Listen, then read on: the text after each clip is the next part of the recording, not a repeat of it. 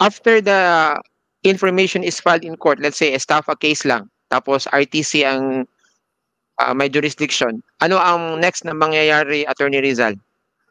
So, ang gagawin, diba may information na ipapareviewin ng judge yung buong case record na inakyat sa kanya, and then ide-determine niya kung may probable cause din para sa kanya. Probable cause to kung kailangan bang mag-issue ng warrant of arrest. At magtuloy ang trial. So, kung tutusin, may tatlong ano yan eh. May tatlong option ang isang judge kapag probable cause siya. Ang tawag doon, judicial determination of probable cause. Ang judge, meron siyang tatlong option. Una, yes, may probable cause. So, ang gagawin niya, mag-i-issue na siya ng warrant of arrest kung at large pa rin yung akusado. Or commitment order kung nasa kulungan na. Kung nahuli na. Okay? Ngayon, kung iniisip ng judge na walang probable cause, pwede niya i-dismiss outright. Yes, tama. Okay? Or kapag medyo nag-aalanganin siya, kung may probable cause man o wala, pwede niyang utusan yung prosecutor office na magdagdag ng ebidensya. So, you can see from this discussion na pag-file pa lang ng information, meron ng authority yung judge na pwede niyang i-dismiss outright yung criminal information if he doesn't find probable cause to issue a warrant of arrest. Kasi magkaiba yung determination of probable cause ng fiscal at determination of probable cause ng judge. So kahit nasa tingin ng fiscal may probable cause, pagdating dun sa judge, kung sa tingin niya walang probable cause, he can even outrightly dismiss the case. Pero ano yan, in my experience, mga attorneys, parang bihirang mangyari yan sa amin. Ewan ko lang dyan sa Manila kung nagdi-dismiss ba kaagad-agad yung mga judges. Ang judges kasi sa amin, siguro in general, they tend to respect the findings of the prosecutor. Tapos siguro sa mindset ng mga judges, let this be heard on the merits, trial on the merits talaga, para malaman kung meron ba talagang guilt beyond reasonable doubt. Ano ang experience niyo dyan, mga attorneys? Dinidismiss ba outright ng judge yung mga criminal cases na ifina-file dyan? Sa experience ko, sa career namin, wala pa. Pero meron kaming experience na nag-require na mag-reinvestigate yung judge sa prosecutor office. Kasi nga may sinasabi kami na hindi nyo to tinignan. Kulang. So please reinvestigate. So pinagbigyan kami. Essentially, for yun ang nangyari. At nag-succeed din. Eventually, na-realize yung judge walang probable cause, so na-dismiss din. Pero, okay. Miracle pa rin. But not outright, no. Not outright, no. I think tama, fiscal. Kasi, it's because of the respect to the prosecutor office. Kasi ang akala kasi ng iba pagka when the prosecutor says there is probable cause, tapos na yung kaso. But it's not that kasi. Ang sinasabi ng lang naman ng fiscal is that there is a crime and it might be wrong, but it will be based on evidence. Dapat kasi pag dun sa korte, dun natitingnan if the evidence truly points to having a existence of a crime. Okay? So I think pagka nag-exercise ang court ng judicial determination of probable cause is to look at if there is a crime. Okay? If there is a crime, and evidentiary matter yung mga ganon, dapat the court will have to look into the evidence itself. Kasi wala naman sa power ng prosecutor yun to look into evidence, di ba, fiscal? Whether or not it's acceptable or admissible in court or not. So, pero ang prevailing pa rin is that respect to the prosecutor's office. Because it is their office. is their duty. And then, once the judge issues a warrant of arrest, it presupposes that the judge has already determined probable cause. Para sa kanya, meron ng probable cause to proceed with the trial of the case. Now, after the issuance of the warrant of arrest, pwede bang mag-file ng motion for judicial determination of probable cause ang akusado, mga attorneys, base sa experience nyo at base na din sa rules? Wala pang arraignment. After the issuance of the warrant, nag-file ngayon ng motion for judicial determination of probable cause ang abogado ng accused. So una sa lahat, sa revised guidelines on continuous trial for criminal cases, very clear yon. Motion for judicial determination of probable cause is a prohibited motion. Walang walang qualification yun.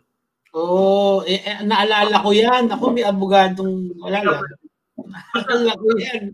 Kasi yung reason, nag-issue na ng number one, ang issue kasi, nag-issue na ng warrant of arrest. So meaning, yung judge, ginawa na niya yung process, ginawa na niya yung judicial determination of probable cause na process. Kaya hindi ka na pwedeng mag-motion ulit. Now, what if the judge gave due course to the motion of the motion for judicial determination of probable cause and eventually dismissed the information because according to the judge there is no probable cause? Ano ba ang, if you are the counsel for the private complainant, what remedy can you think of to defend your case? Easy lang yan. Unang option mo, refile. Refile mo na lang ulit yung complaint or information sa prosecutor office. Wala naman nagbabawal eh. Hindi naman kasi pwede no, pwedeng i-refile no. Okay. Without prejudice and wala pa ang tawag namin doon dismissal without prejudice, so double jeopardy does not apply. Kasi nga hindi pa na-arrange. Wala pang arraignment. Wala yung akusado eh. Wala pang attachment of the first. So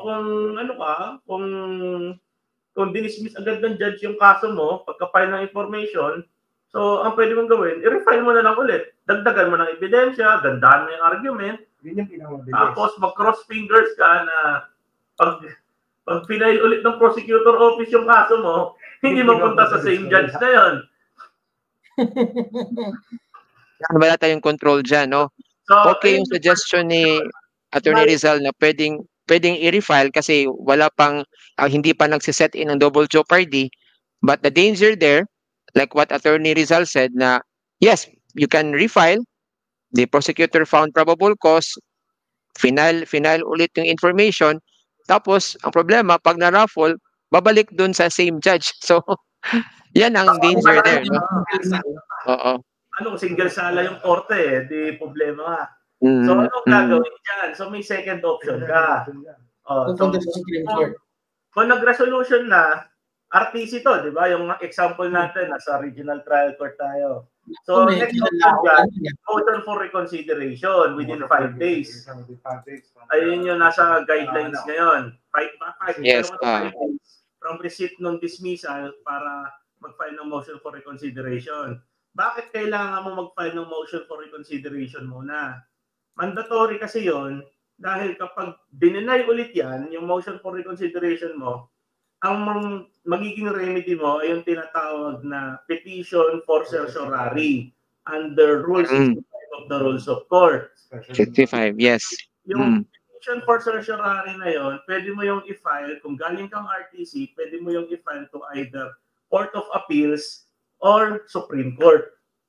Nasa sa'yo yun kung kanino mo i-file. Pero under the principle of hierarchy of courts, if I were the counsel, siguro mas maganda daan muna sa CA.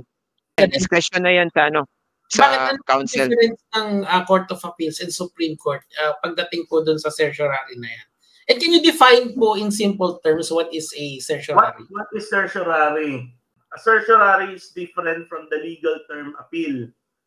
Ang certiorari, fina-file yan kapag under the rules of court, hindi pwedeng i-appeal ang isang judge, ang isang decision, ang isang order. Kasi may mga orders na hindi pwedeng i-appeal.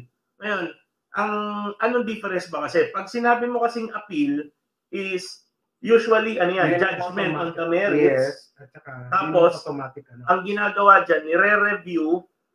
Pag nag-request ka ng appeal is i-re-review yung buong kaso. I-re-review yung evidence, i-re-review yung legal basis. Yes. Ayun yung ibig sabihin ng appeal. Ngayon, may mga orders na hindi pwedeng i-appeal. Kasi may mga orders na sinasabi na final na. Katulad nung sa pag dinismiss yung kaso. Executory lang, hindi naman final, but immediately executory. Katulad nung kaso na, kunyari, diba, dinismiss ng judge during the judicial determination of probable cause. Yung order na yon, it is not appealable. Hindi ka pwedeng i-appeal mo na yung susunod na mataas na court doon. No. Kaya ngayon, pero may remedy ka pa rin. Ang tawag doon is petition for certiorari. Ang reason kaya ka maghihingi ng petition for certiorari kasi yung korte na nag-order ng yung korte na naglabas ng order ay arbitrary. Sumobra sa kanyang kapangyarihan. Wala siyang any factual basis. Wala siyang any legal basis. Wala siyang sinunod na rules and procedure.